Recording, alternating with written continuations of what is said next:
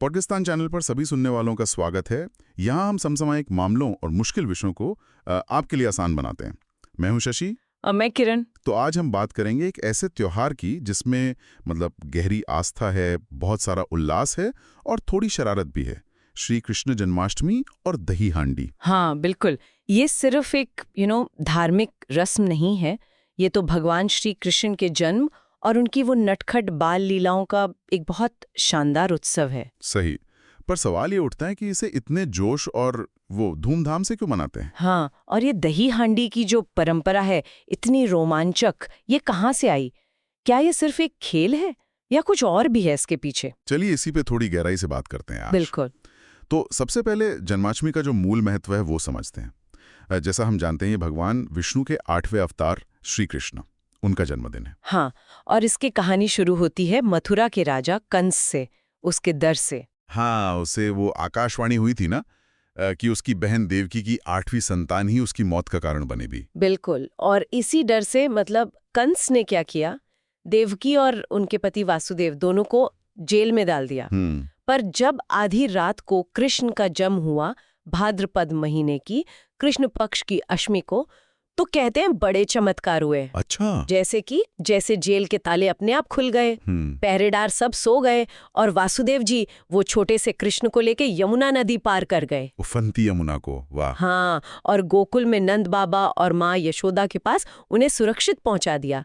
तो ये सिर्फ जन्म नहीं, ये एक तरह से अंधेरे पर रोशनी की जीत है, अत्याचार पर आशा की जीत। बिल्कुल। और फिर गोकुल में शुरू हुई कृष्ण की वो प्यारी लीलाएं। हाँ, और उनमें सबसे ज्यादा चर्चा किसकी होती है? माखन चोरी की। हाँ, किस्से कहानियों में सुनते हैं कि बाल कृष्ण अपने दोस्तों ग्वाल बालों के साथ गोपियों के घरों से माखन दही चुरा लेते थे। हाँ, और जब गोपियां परेशान होकर मटकियां ऊपर टांगने लगी तो कृष्ण और उनके दोस्तों ने भी तरकीब निकाल ली। बिल्कुल, एक दूसरे पर चढ़कर वो मानव पिरामिड बनाया और मटकियां फोड़ने लगी। अच्छा, तो ये मानव पिरामिड का आइडिया वहां से आया। हाँ, और देखिए कितनी दिलचस्प बात है कि यही शरारत भरी लीला जो बचपन की एक शैतानी थी, वो आज महाराष्ट्र और कुछ दूसरी जगहों पर दही हांडी उत्सव बन गई है। हाँ हाँ, महाराष्ट्र में तो बहुत जोर शोर से होता है। बिल्कुल, इसे गोपाल कला भी कहते हैं, गुजरात में माखन हांडी भी।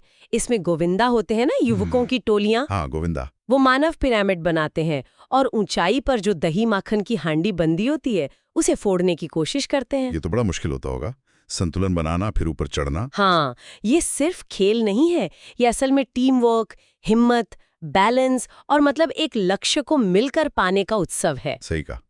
अच्छा, और जन्माष्टमी मनाने के तरीके भी तो अलग अलग हैं पूरे भारत में। हाँ, बहुत विविधता है। जैसे मथुरा और वृंदावन, जो उनकी जन्मभूमि और लीला स्थली है, वहाँ तो मंदिरों में खास पूजा होती है, भजन कीर्तन, रासलीला का आयोजन होता है। रासलीला, हाँ, कृष्ण और गोपियों का वो दिव्य नृत्य। बिल्कुल। और दक्षिण भारत में जाएं तो इसे गोकुलाष्टमी कहते हैं। वहाँ घरों में पूजा के साथ फर्श पर चावल के आटे से छोटे छोटे पैर बनाते हैं। अरे वाह, जैसे कि नन्हे कृष्ण खुद घर आए हों। हाँ, बिल्कुल वैसी ही भावना। और ये सिर्फ भारत में ही है या बाहर भी मनाते हैं लोग? नहीं, ये सिर्फ भारत तक ही सीमित नहीं है। Nepal, Bangladesh, Fiji, Malaysia, Canada, New Zealand, ऐसे कई देश हैं जहां भारतीय समुदाय और वहां के स्थानीय भक्त भी इसे बड़ी श्रद्धा से मनाते हैं। अच्छा। हाँ, फिजी में तो मैंने पढ़ा था, पूरे 8 दिन तक ये उत्सव चलता है। ये दिखाता है कि कृष्ण की बातें, उनकी लीलाएं कैसे सरहदों के पार भी लोगों को जोड़ती हैं। कमाल है। अच्छा, और इस दिन के रीति रिवाज क्या हैं? उपवास वगैरह रखते हैं? हाँ, बहुत से भक्त उपवास रखते हैं, कृष्ण के भजन गाते हैं। मंदिरों में, घरों में कृष्ण लीला की झांकियां सजाई जाती हैं। झांकियां, हाँ, वो देखिए मैंने, बड़ी सुंदर होती हैं। और फिर आधी रात को जब कृष्ण जन्म का समय होता है, उत्सव मनाते हैं और फिर प्रसाद बांटते हैं। खासतौर पर माखन मिश्री, पंजीरी, खीर। वाह, माखन मिश्री तो कृष्ण को बहुत प्रिय थी। बिल्कुल। तो अगर हम सार देखें तो श्री कृष्ण जन्माष्टमी भगवान कृष्ण के जन्म का उत्सव तो है ही, पर यह उनकी शिक्षाओं का भी प्रतीक है। हाँ, जैसे भगवद गीता का वो ज्ञान, कर्म और धर्म का संदेश। बिल्कुल, और अधर्म पर धर्म की जीत का भी प्रतीक है। ये आस्था, समुदाय और हमारी जो इतनी समृद्ध सांस्कृतिक परंपरा है, उसका एक बहुत खूबसूरत मेल है। और दही हांडी, वो इसी उत्सव का एक रंगीन, जोश से भरा और रोमांचक हिस्सा है। हाँ, जो हमें कृष्ण की वो नटखट लीलाओं की याद दिलाता है और साथ ही वो मिलकर कोशिश करने की भावना भी सिखाता है। बहुत खूब। तो ये थी श्री कृष्ण जन्माष्टमी और दही हांडी पर हमारी आज की खास चर्चा।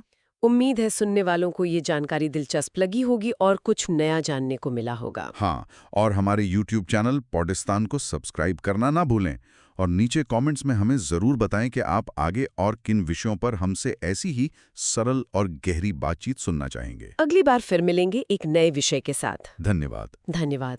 और जाते जाते एक छोटा सा विचार छोड़ जाते हैं।